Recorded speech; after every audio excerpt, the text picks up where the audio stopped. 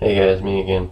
I was gonna make a video yesterday, but I couldn't because I watched the last season of Fringe, which is like the coolest show ever. And after I watched the last episode, I wasn't really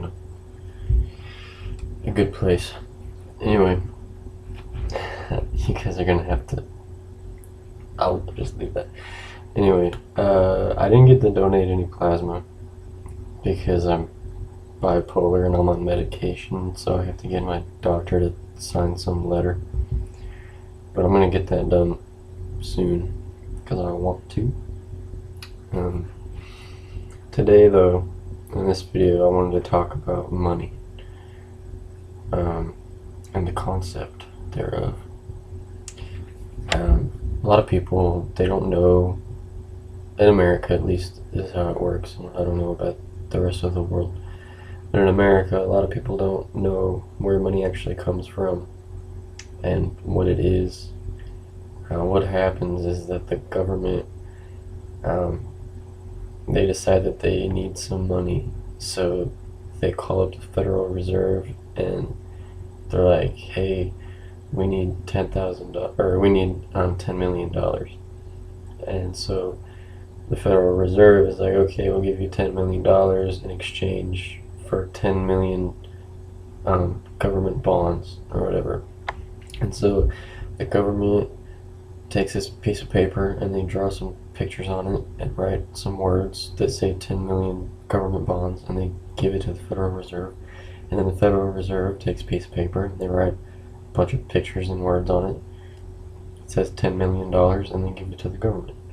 And then it goes out in circulation into the country. Except it's not actually paper anymore, it's all digital. It's not even real. So really, they just created money out of thin air.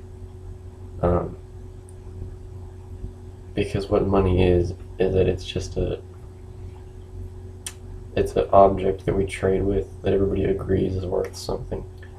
And if nobody agreed that money was worth anything, then it wouldn't be. So in giving the government $10 million,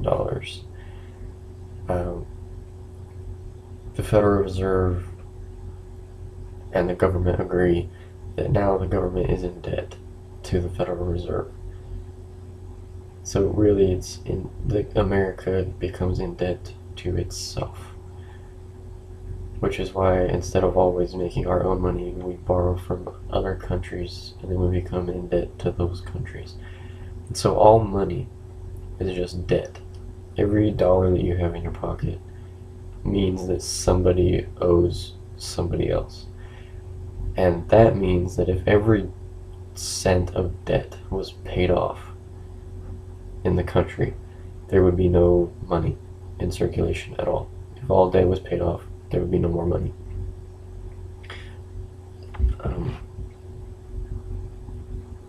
So money, it doesn't exist at all. It's pieces of paper and electronic information that doesn't really even mean anything. You go to a job, you work $10 an hour.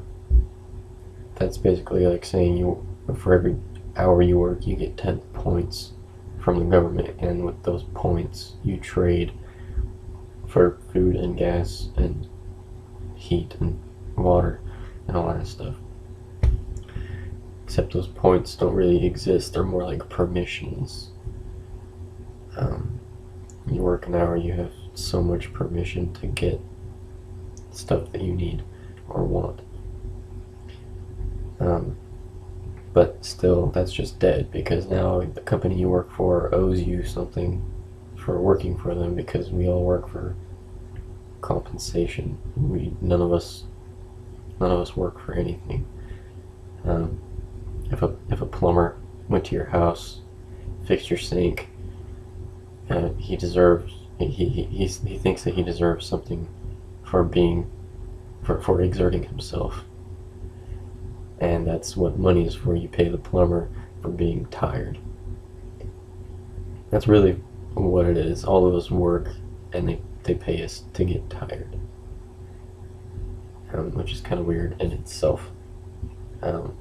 So money, though, it does more harm than good, because we it gets well, it already has gone to the point where we won't work at all unless we're compensated for it, unless we're paid for it.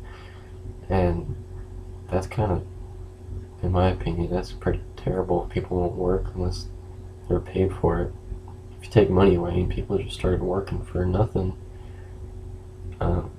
people might appreciate it more, and they might, they would be doing it just out of the kindness of their own hearts. 95% of crime is money related. Theoretically, if there was no money, then 95% of crime would disappear overnight.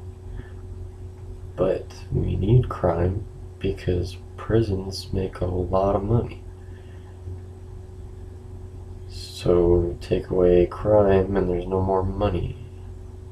For some people, anyway. When you take away money and there's no more crime, I guess they'd rather have crime and money than no money and no crime. Anyway, a little goal that well, it's a big goal. It's a really big goal that I'm going to have, and I'll talk about it later in other episodes. I'm going to get rid of money. It's one of the things I want to do. Probably not the entire world before I die is going to get rid of money because of me, but at least I'm going to start at least one community where there's no money, where everybody just works together for a common good. The purpose of life shouldn't be the accumulation of wealth. The purpose of life shouldn't be to get money, and money shouldn't be attached to status. The purpose of life should be to better yourself, to better others, and to better your society, to just keep the good going, I guess. But right now it's all messed up. It's totally wrong. Our thought processes are all messed up because money is the most important thing in our lives right now in the world. It's what's keeping everything going. It's a vicious cycle and we can't get out of, and we need to get out of it because it's not doing any good at all. It's destroying us as a species, as a race. Not just America, it's the entire planet. And we need to get rid of it. We need to find a new system. And I want to talk more about that in other episodes, but the message I want to get across in this episode is that money is bad, and that is just background information for later videos. So this one is a good length. That's how long I want my videos to be. So stay tuned for the next ones and subscribe because they're going to be coming. Got a lot of stuff to say. Alright. Namaste.